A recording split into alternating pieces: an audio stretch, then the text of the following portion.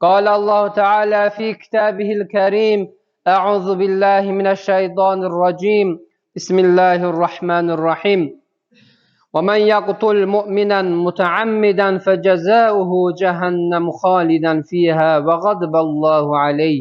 وغضب الله عليه ولعنه وعد له عذابا عظيما Sadaqallahul azim. Möhtərəm müsəlmanlar, insan yaradılış etibarilə sevən və sevilən, mərhəmət edən, hər kəslə xoş davranan, gözəl rəftar sahibi olan, ailəsi, yaşadığı cəmiyyət və xalq, xülasə, bəşər övladları ilə sülh içində yaşayan varlıqdır. Prinsiplərində sülh, yardımlaşma və xoş rəftara əsaslanan İslam dini insanları əmin-amanlığa, birliyə, bərabərliyə, sevgiyə, qardaşlığa təşviq edir. Zülmü, azğınlığı və fəsadı qınayaraq məzəmmət edir. Həmçinin zülmün ən dəhşəti təzahürlərindən olan terroru da şiddətlə qadağan edir. Həzrət Peyğəmbərimiz sallallahu aleyhi ve sellem qüdsi hədisdə Uca Allahın belə buyurduğunu xəbər verir.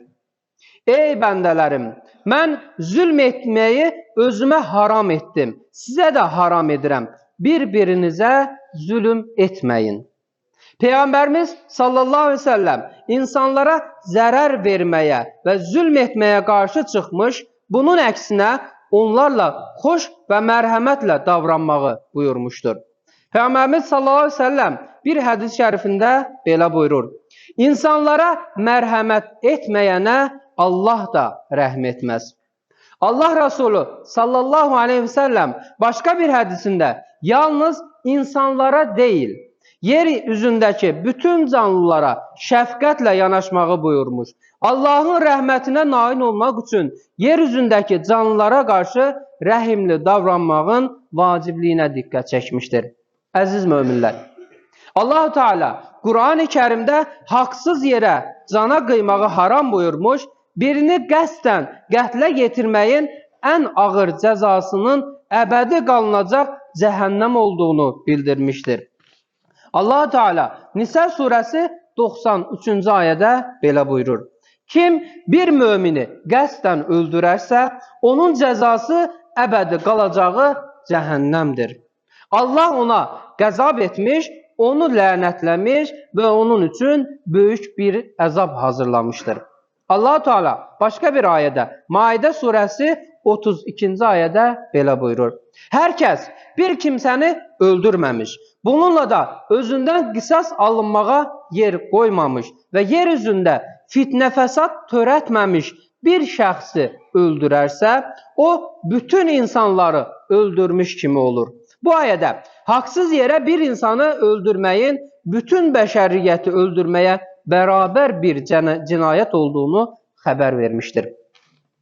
Adı nə olursa olsun, zorakılığın, anarxiyanın və terrorun İslamla heç bir əlaqəsi ola bilməz. Bu cür hərəkətləri mərhəmət və ehtiram dini olan İslama aid etmək doğru deyildir. Dinimiz hər cür anarxiya, fəsad, təxribatçılıq, işgəncə və əziyyəti, xülasə, terrorun hər növünü və şiddətlə mütləq şəkildə qadağan etmişdir. Dəyərli din qardaşlarım, terror insanlığa qarşı böyük bir cinayətdir. İslamın terroru, insanların canına qəsd etməyi şiddətlə haram buyurduğunun fərqində olaraq, bəşəriyyətin asayiş və salamatlığı üçün dua etməli, Rəbbimizə sığınmalıyıq. Çünki Allah-u Teala belə buyurur. Ey iman gətirənlər, hamınız bir yerdə sülhə, İslama gəlin, şeytanın yolu ilə getməyin, çünki o sizin açıq düşməninizdir. Bəqərə surəsi 208-ci ayə. Uca Allahdan birlik və bərabərliyimizin, əmin amanlığımızın daimi və möhkəm olmasını niyaz edirəm.